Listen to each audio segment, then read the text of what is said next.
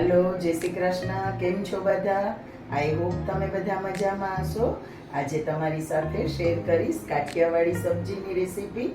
आजे आपणे बनावीशुं गाठियानुं शाक। लई लीधेली छे। कढ़ाईनी अंदर आपणे तेल लई लईशुं। तेल हूँ अहींया 6 टेबल स्पून जेटલું લઈ રહી છું, કેમ કે હું વધારે પ્રમાણમાં શાક બનાવી રહી છું 10 માણસો માટે। એટલા માટે તમે તમારા શાકની ક્વોન્ટિટી પ્રમાણે તેલ ઓછું વધારે લઈ શકો છો।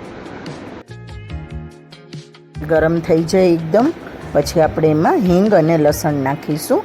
लसण आपणे चॉप करीने झीणुं झीणुं कट करीने नाखी शको छो, अथवा तो तमे क्रश करीने पण लई शको छो। मैं अहींया क्रश करीने लसण लीधेलुं छे। 2 टेबल स्पून जेटલું मैं लसण लीधेलुं छे। लसण जेटલું વધારે हशे एटલું શાકમાં टेस्ट વધારે आवशे, એટલે લસણની ક્વોન્ટિટી થોડી વધારે રાખવાની। લસણને 1 મિનિટ સાતળ્યા પછી આપણે એમાં 3 ગ્લાસ જેટલી છાશ નાખી દઈશું। થોડી ખાટી હોય એવી લેવાની છે આપણે, અને જો તમારી પાસે ખાટી છાશ ન હોય તો તમે અડધો લીંબુનો રસ પણ છાશમાં એડ કરી શકો છો શાકની અંદર જ। 1 થી 1.5 મિનિટ થાય આપણી છાશ થોડી ગરમ થઈ જાય એટલે આપણે શાકના મસાલા એડ કરી દઈશું। ખાવામાં ખૂબ જ ટેસ્ટી લાગે છે અને ખૂબ જ ઝટપટ પણ બની જાય છે, તો તમે રાતના ડિનરમાં બનાવી શકો છો। મિનિટ જેવું થઈ ગયું છે તો હવે આપણે શાકના મસાલા એમાં એડ કરી દઈશું। 1 ટેબલ સ્પૂન મેં મીઠું લીધેલું છે, 1 ટેબલ સ્પૂન હળદર અને 2 ટેબલ સ્પૂન કાશ્મીરી લાલ મરચું પાવડર નાખીશું, અને 1/2 ટેબલ સ્પૂન ધાણા જીરું પાવડર નાખીશું। હવે આપણે એને એકદમ સરસ ગરમ થવા દેવાનું છે, એકદમ ઉકળી જવા દેવાનું છે। અહીંયા આપણે ગાંઠિયાના લોટ બાંધી લઈશું।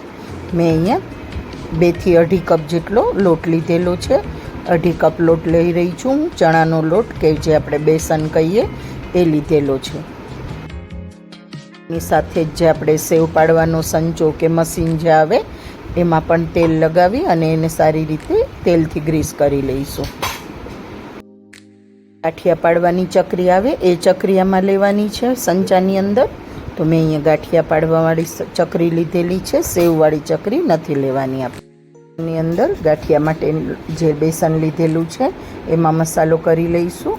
1 ટેબલ સ્પૂન જેટલું મીઠું લીધેલું છે મેં, 1 ટેબલ સ્પૂન કાશ્મીરી લાલ મરચું, 1/2 ટેબલ સ્પૂન હળદર પાવડર અને 1/2 ટેબલ સ્પૂન ધાણા જીરું પાવડર લઈશું આપણે।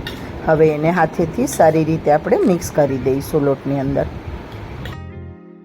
આપણે એમાં 1 ટેબલ સ્પૂન જેટલું તેલ નાખી દઈશું અને તેલને પણ સારી રીતે લોટમાં મિક્સ કરી દઈશું। થોડું પાણી એડ કરતા જઈશું અને આપણે લોટ બાંધી લઈશું। લોટ એકદમ કઠણ પણ નથી બાંધવાનો અને એકદમ ઢીલો પણ નથી બાંધવાનો, તો એ રીતે આપણે લોટ બાંધી લઈશું। તમે જોઈ શકો છો આપણો લોટ બંધાઈ ગયો છે। લોટમાં આપણે થોડું તેલ નાખી અને લોટને સારી રીતે મસળી લઈશું।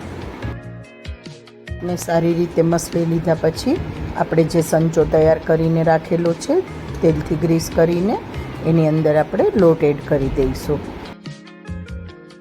એકવારમાં જેટલો લોટ આવે એટલો લોટ આપણે સંચામાં ભરવાનો છે। પહેલાં હું અહીંયા એક લુઓ લઈ રહી છું। આપણા સંચાની અંદર થોડો લોટ આવે એમ છે, તો હજુ આપણે બાકીનો જે અડધો સંચો ખાલી છે એ પણ ભરી લઈશું। એટલે હું હજુ ફરીથી બીજો લુઓ લઈ રહી છું, એને પણ આપણે પેલો લોટ મૂક્યો એની ઉપર આ રીતે મૂકી દઈશું અને સંચાને સારી રીતે બંધ કરી દઈશું। લોટ બાંધ્યો ને એ બધું કામ કર્યું ત્યાં સુધીમાં આપણી છાશ પણ સરસ ઉકળી ગઈ છે। તમે જોઈ શકો છો આપણે મસાલા કરીને રાખેલા હતા એટલે મસાલા પણ સરસ રીતે મિક્સ થઈ ગયા છે। ની ફ્લેમને આપણે સ્લો કરી અને એમાં આ રીતે ગાંઠિયા પાડી લઈશું। આ રીતે આપણે રાઉન્ડ રાઉન્ડ ગાંઠિયા પાડતા જવાના છે, પછી આપણે એને ચમચાથી અલગ કરી લઈશું।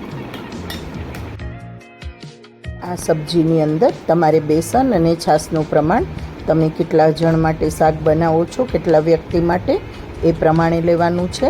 હું અહીંયા 10 વ્યક્તિ માટે બનાવી રહી છું, એટલા માટે મેં છાશ અને બેસન બંને વધારે લીધેલા છે।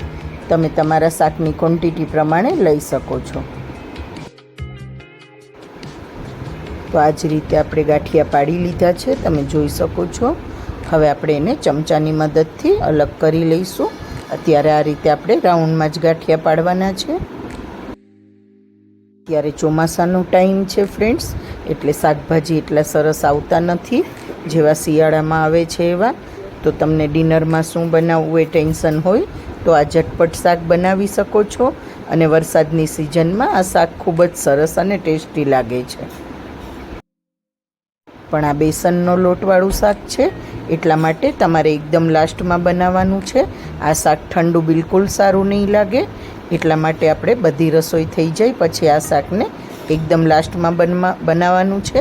ગરમા ગરમ જ આ સબ્જી સરસ લાગે છે. જે બાકીનો બચેલો લોટ હતો એના પણ આ જ રીતે ગાંઠિયા પાડી લઈશું શાકની અંદર જ. હવે આપણે એ જ રીતે બધા ગાંઠિયા પાડી લીધા છે. બાકીના બચેલા લોટમાંથી પણ આપણે ગાંઠિયા પાડી લીધા છે.